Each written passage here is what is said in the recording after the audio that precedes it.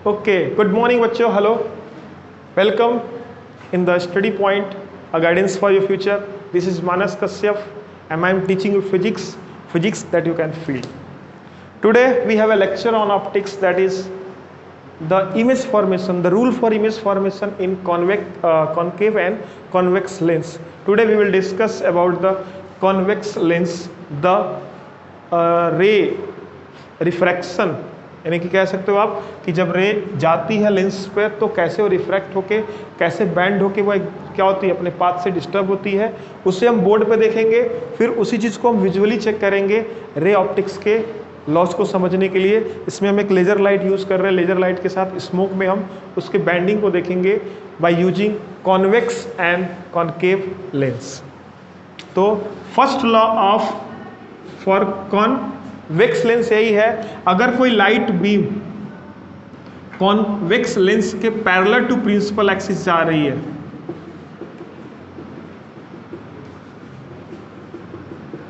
तो after refraction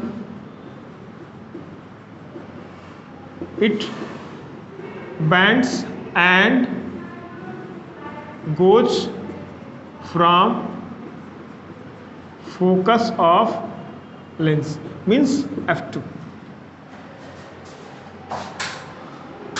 अगर कोई लाइट है वह parallel to principal axis incident हो रही है, किस पर, कॉन्वेक्स लेंस में, तो आफ्टर रिफ्रैक्शन वह फोकस से होकर जाती है, किस वाले से, सेकंड वाले से, जिसे हम प्रिंसिपल फोकस भी कहते हैं। तो इसका हम एक डायग्राम देख लेते हैं, बहुत सिंपल सा।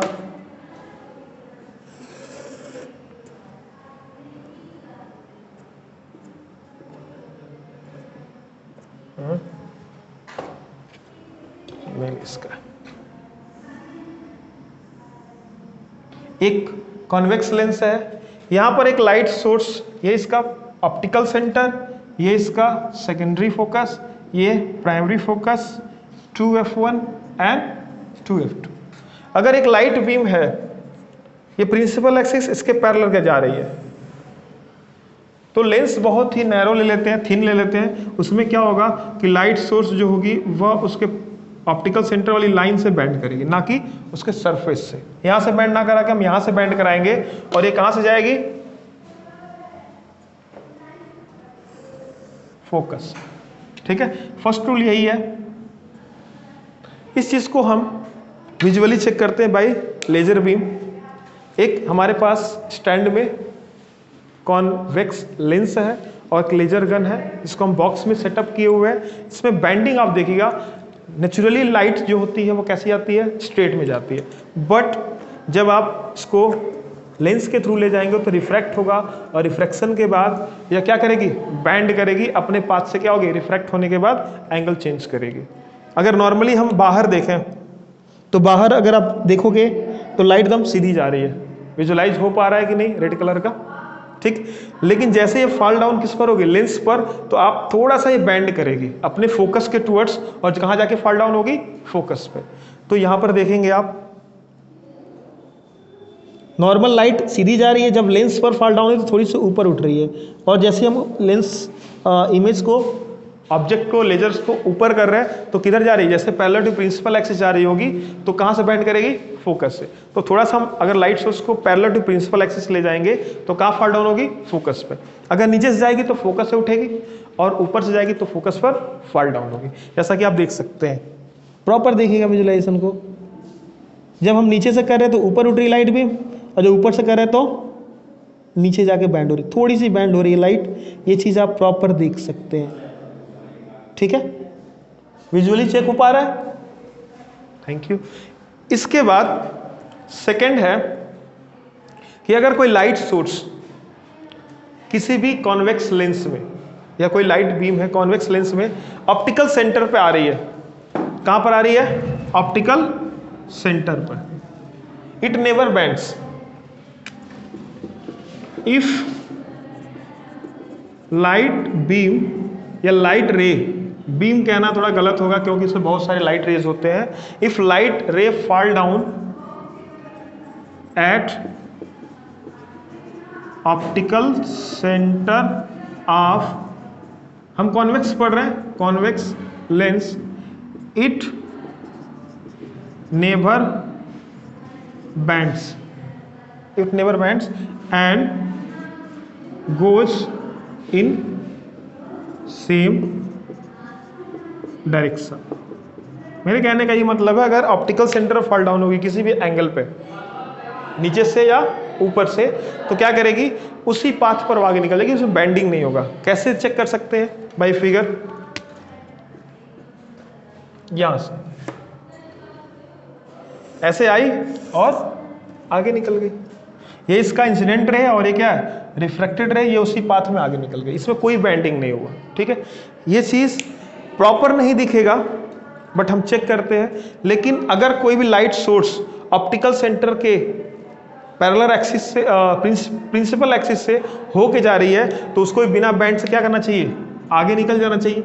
ये चीज हम चेक कर सकते हैं। अगर प्रिंसिपल एक्सिस से होके जाएगी तो बिना बैंड के क्या करेगी, आगे निकल जाएगी। जैसा आपने फर्स्ट वाले में देखा था कि वो क्या कर रही थी, बैंड हुई थी जब पैरेलल टू प्रिंसिपल एक्सिस गई थी, बट प्रिंसिपल एक्सिस होके जाएगी तो बैंडिंग नहीं होगा।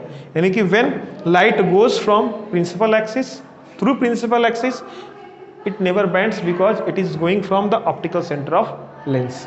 ठीक है, अगर बैंडिंग नहीं होगी तो ही लाइट सोर्स कहाँ से जाएगी, प्रिंसिपल एक्सिस से।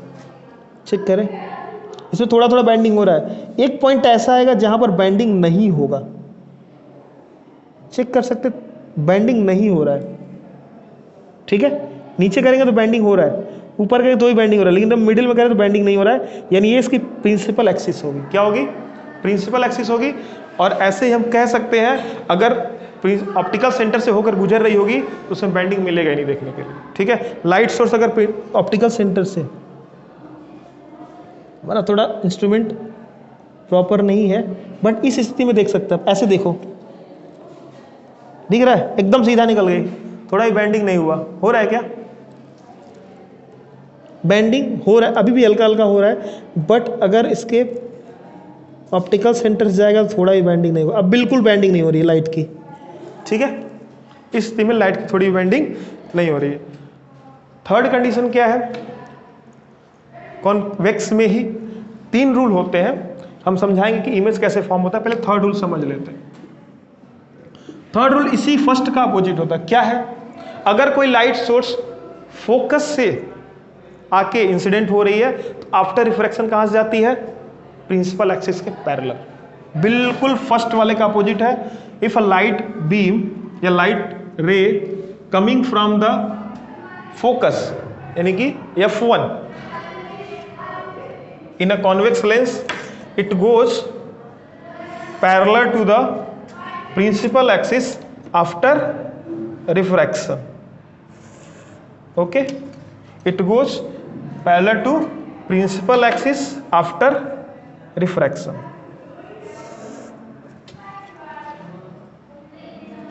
क्लियर है? ये चीज अगर फोकस में फॉल डाउन कराओगे तो बैंडिंग होगी बट वो पैरेलल टू प्रिंसिपल एक्सिस होगी। बोल दो।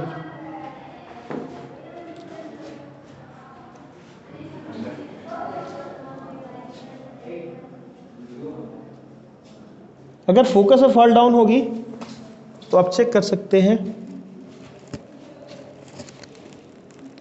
फोकस में फॉल डाउन के लिए थोड़ा जगह चाहिए बट बैंडिंग होगी यहां भी, जैसे पहले में बैंडिंग हुआ था उसका आप कह सकते हो उत्क्रमणीयता, इन्वर्सिबिलिटी कह सकते हो, वहां पर सीधा सीधा उसी का अपोजिट हो जाएगा। पहले में हम प्रॉपर बैंडिंग देख सकते थे क्योंकि हम प्रिंसिपल एक्सिस के पैरेलल ले गए थे। फिलहाल यहाँ फोकस पर फॉल डाउन कराना मुश्किल हो रहा है। नेक्स्ट वीडियो में ट्राई करेंगे कि आपको कॉन्केव में समझ में आए कि कैसे फॉल डाउन होगा और कैसे उसका इमेज फॉर्मेशन होगा। लेकिन एक इंपॉर्टेंट पॉइंट समझ लीजिएगा, ये आपके पास एक अंदर जो रखा गया स्टैंड पर वो है कॉन्वेक्स लेंस और यह है कॉन्केव लेंस। ठीक है, इन सब के बारे में डिस्कशन हम बाद में भी करेंगे कि कैसे आप पहचानोगे, क्या इसका डिफिनीशन, क्या इसका प्रॉपर इमेज कैसे फॉर्मेशन होता है, लेंस कैसे बनता है, इन सब के बारे में वीडियोस आपको मिलेगा। नेक्स्ट वीडियो हमारा रहेगा कॉन्केव के लिए, उसमें इमेज फॉर्मेशन और विजुअली चेक भी करेंगे और पॉसिबल होगा तो हम इमेज फॉर्मेशन का भी रे डायग्राम प्रॉपर बोर्ड पर बना के और यहाँ पर भी इसमें भी हम ये चेक करेंगे कि कैसे हमारा रे गुजर रहा है और कैसे उसका इमेज फॉर्मेशन हो रहा है, कहाँ हो रहा है, बिगर बनेगा कि स्मॉलर बनेगा। बस आप ये समझ लीजिएगा बैंडिंग हो रही है तो इमेज फॉर्मेशन होगा। अब बैंडिंग होने के बाद इमेज फॉर्मेशन कैसे होता है, तो हमारे पास 3 रूल होते हैं, कॉनकेव के लिए भी, कॉन्वेक्स के लिए भी और फिर कॉनकेव के लिए भी। इन तीनों में से कोई भी 2 रूल फॉलोअप करा देते हैं जहां पर वो आफ्टर रिफ्रैक्शन मीट करती हैं, क्योंकि भाई रिफ्रैक्ट होंगी तो कहीं ना कहीं से होकर गुजरेंगी। रियली में मीट करती हैं या फिर यानी क्रॉस करती हैं या फिर वर्चुअली क्रॉस करेंगी इमेजिनरी में, वे इमेज पॉइंट्स कहलाते हैं। एक ही इमेज पॉइंट मिलेगा एक ऑब्जेक्ट का और फिर वहां से जो प्रिंसिपल एक्सिस का डिस्टेंस होता है वही इमेज का डिस्टेंस बन जाता है। ठीक है, तब तक के लिए थैंक यू सो मच।